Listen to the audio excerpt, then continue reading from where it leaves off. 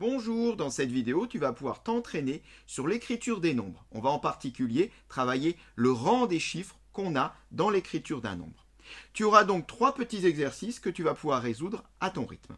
On commence par le premier, je te laisse y répondre et pour cela, mettre la vidéo en pause. Correction. Alors, on te demande la partie entière de 417,85. D'abord, petit rappel, qu'est-ce que c'est que la partie entière? Et bien sûr, du coup, qu'est-ce que c'est que la partie décimale? Eh bien, voilà un exemple, 5239,67. Eh bien, tout naturellement, la partie entière, c'est ce qui est entier, c'est ce que je n'ai pas coupé en morceaux, donc c'est toute la partie qui est à gauche de la virgule, 5239. Dans 5239,67, la partie entière, c'est 5239. Tu te doutes bien que la partie décimale, c'est marqué, eh bien, c'est ce qui vient après la virgule, donc ça sera 67, 0,67. Alors, revenons à notre exercice, dans 417,85, eh bien, qu'est-ce qu'il fallait répondre? Il fallait répondre la réponse B, c'est 417, la partie entière.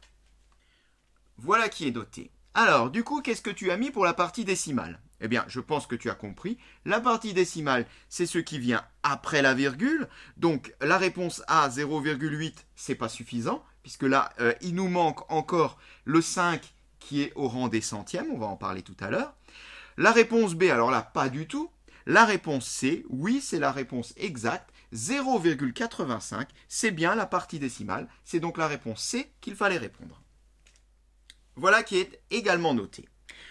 Passons à l'exercice 2. Je te laisse prendre connaissance donc, de cet exercice, répondre aux questions posées et donc mettre la vidéo en pause, on corrige ensuite.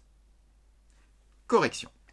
Alors on te donne un nombre, 786 253.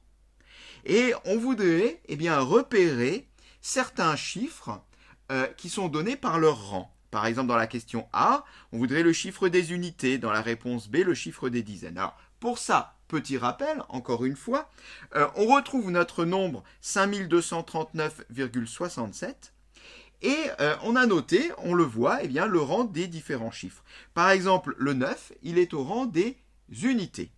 Si je vais un cran plus loin vers la gauche, je trouve le rang des dizaines. Et je trouve donc le 3.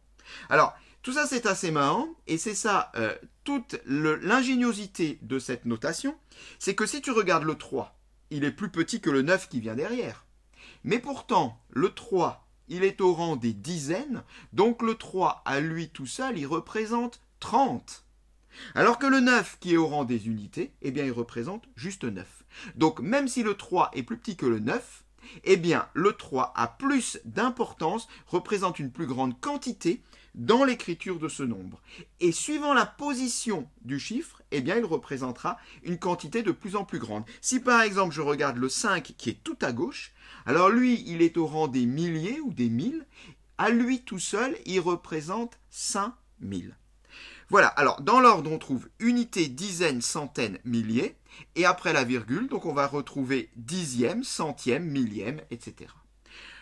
On va donc pouvoir maintenant répondre à nos 4 questions. Quel est le chiffre des unités dans 786 253? Eh bien le chiffre des unités, c'est le chiffre, le premier en commençant par la droite. Ici j'ai pas de virgule, le chiffre des unités, c'est tout simplement le chiffre 3. On peut le noter. Le chiffre des unités est donc le 3. On poursuit. Quel est le chiffre des dizaines? Alors, je continue à partir vers la gauche. Justement, après les unités viennent les dizaines, le chiffre des dizaines et le chiffre 5. Je peux donc noter 5. Ensuite, quel est le chiffre des centaines? Alors, le chiffre des centaines, c'est encore un cran vers la gauche. Unité 3, dizaine 5, centaines 2.